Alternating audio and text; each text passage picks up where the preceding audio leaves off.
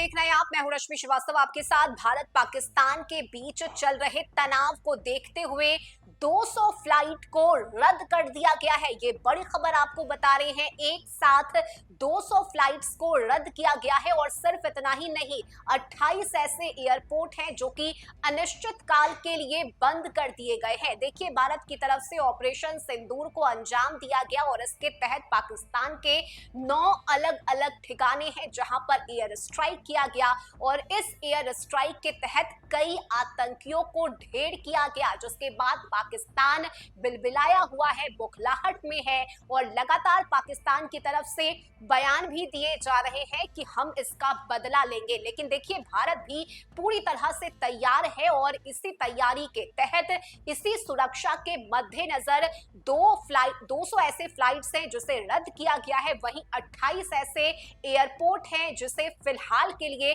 अनिश्चित काल तक के लिए बंद कर दिया गया है। ये पूरी लिस्ट हम आपको एक एक कर बताते हैं कि आखिर इन 28 एयरपोर्ट में कौन कौन से एयरपोर्ट्स शामिल हैं, फ्लाइट्स कौन कौन सी है जिसे रद्द किया गया है। भारत के द्वारा पाकिस्तान के 9 आतंकी ठिकानों पर हमला किए जाने के बाद दोनों ही देश में तनाव की स्थिति बनी हुई है और भारत के सशस्त्र बलों के द्वारा मिसाइल हमला किए जाने के बाद कई प्रतिबंध लगाए गए हैं और इन्हीं प्रतिबंध को देखते हुए 200 से अधिक उड़ानें रद्द कर दी गई है। इसके साथ ही श्रीनगर सहित 28 हवाई अड्डों का परिचालन भी अस्थायी रूप से बंद कर दिया गया है। अगले आदेश तक के लिए यह एयरपोर्ट बंद रहेंगे। वहीं air India, Indigo, spice jet, air India express, Ayesha air और कुछ विदेशी एयरलाइंस ने विभिन्न हवाई अड्डों के लिए अपनी अपनी सेवाएं रद्द कर दी है। इंडिगो ने कहा है कि 10 मई की सुबह 5:29 तक उसने अमृतसर,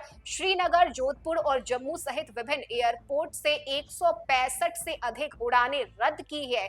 एयरलाइन ने यात्रियों को टिकट पुनर्निर्धारण या पुनर्धन वापसी की सुविधा देने का वादा भी किया है।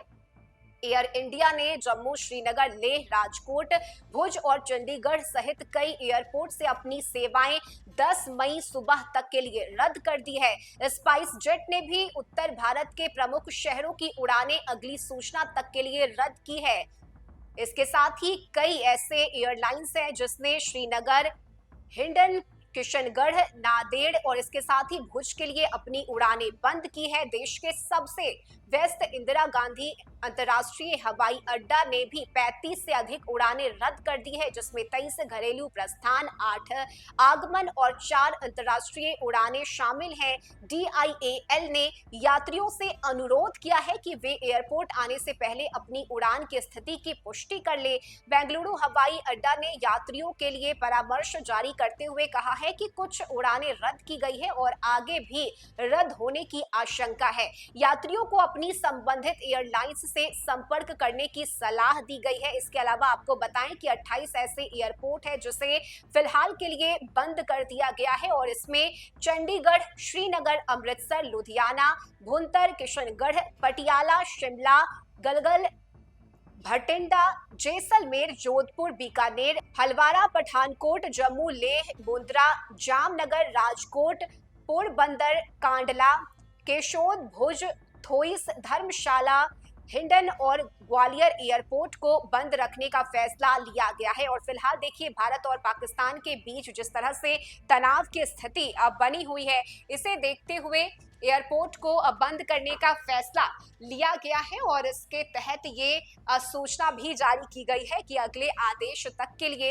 एयरपोर्ट को बंद रखा जाएगा। 200 से अधिक उड़ानें हैं जिसे रद्द कर दिया गया है। 28 एयरपोर्ट को अगले आदेश तक के लिए बंद कर दिया गया है और साथ ही कई ऐसे एयरलाइंस का ये कहना है कि जब तक आदेश नहीं दिया जाता है सरकार की तरफ से, हम उड़ानें नहीं भरेंगे। और यही वजह है कि यात्रियों से भी अपील की गई है इस बात की कि आप एयरपोर्ट पहुंचने से पहले ये जरूर कंफर्म करवा ले कि आपकी उड़ान भरी जाएगी या फिर नहीं। और सिर्फ इतना ही नहीं, कई ऐसे एयरलाइंस हैं जिन्होंने ये भी बताया है कि अगर कुछ यात्रियों ने अपने टिकट को कंफर्म करवा लिया है तो उनकी धन वापसी भी कर दी जाएगी और इस बात का वादा एयरलाइंस की तरफ से किया गया है। फिलहाल भारत और पाकिस्तान के बीच चल रहे तनाव को देखते हुए ये बड़ा फैसला लिया गया है। इस खबर में अभी के लिए बस इतना ही। न्यूज़ फॉर नेशन पर खबरों का सिलसिला जारी रहेगा। नमस्कार।